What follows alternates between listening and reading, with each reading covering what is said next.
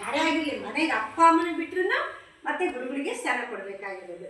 ಅಷ್ಟು ಒಂದು ಗುರುಗಳಾದ ನಿನ್ನೆ ನಾವು ಆತ ಸಂದೀಪ್ ಹೇಳಿದ್ನ ವಯಸ್ಸಿನಲ್ಲಿ ಎಷ್ಟು ಚಿಕ್ಕವನು ನೋಡಿ, ಒಂದು 25-26 ವರ್ಷದ ಹುಡುಗ ಏನು ಎಷ್ಟು ಮಾತಾಡ್ದ ಆತ. ಗುರು ಶಿಷ್ಯ ಹಾಳಾಗ್ತಿದ್ದಾನೆ ಅಂತ ಹೇಳಿದ್ರೆ ಗುರು ಕೊನೆವರೆಗೂ ಬಿಡಲಿಲ್ಲ, ಕೊನೆವರೆಗೂ ಬಿಡದಂಗೆ ಕರ್ಕೊಂಡೋಗಿ ಆತನಿಗೆ ಒಂದು ಸ್ಥಾನ ತೋರಿಸ್ದ. ಅಷ್ಟು ಒಂದು ಗುರುವಿಗೆ ಬಲ ಇರುತ್ತೆ, ಒಂದು ಮಹತ್ವ ಇರುತ್ತೆ.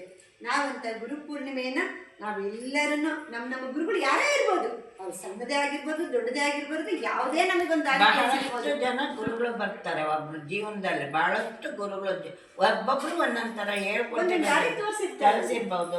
ಗುರುಗಳು ಬಹಳಷ್ಟು ಜನ ಆಗ್ತಾರೆ ಕಲಿಕೆಯಲ್ಲಿ ಜೀವನದಲ್ಲಿ. ಎಲ್ಲರಿಗೂ ನಾವು ಒಂದು ಮಹತ್ವ ಕೊಟ್ಕೊಂಡು ಅವ್ರಿಗೆ ಒಂದು ಸ್ಥಾನ ಇದ್ದೇ ಇರುತ್ತೆ. ನಾವು ಅವ್ರಿಗೆ ಒಂದು ಬೆಲೆ ಕೊಟ್ಟು ಒಂದು ಸ್ಥಾನ, ಒಂದು ವಿಶೇಷವಾದ ಗೌರವ ಕೊಟ್ಟು ಅವ್ರಿಗೆ ನಾವು ನಾಳೆ ಗುರು ಪೂರ್ಣಿಮೆ ಎಲ್ಲ ಅವ್ರಿಗೊಂದು ನಮ್ಮ ಎಲ್ಲ ದೊಡ್ಡ ನಮಸ್ಕಾರಗಳನ್ನು ತೋರಿಸ್ಕೊಂಡು ನಮ್ಗೆ ಯಾರ್ಯಾರು ದಾರಿ ತೋರಿಸಿದಾರೆ ಅಂತ ಎಲ್ಲ ಗುರುಗಳಿಗೂ ನಮ್ಮ ಭಕ್ತಿಪೂರ್ವಕ ಪ್ರಣಾಮಗಳನ್ನು ಸಲ್ಲಿಸೋಣ. ಅವ್ರಿಗೆ ಅವ್ರನ್ನ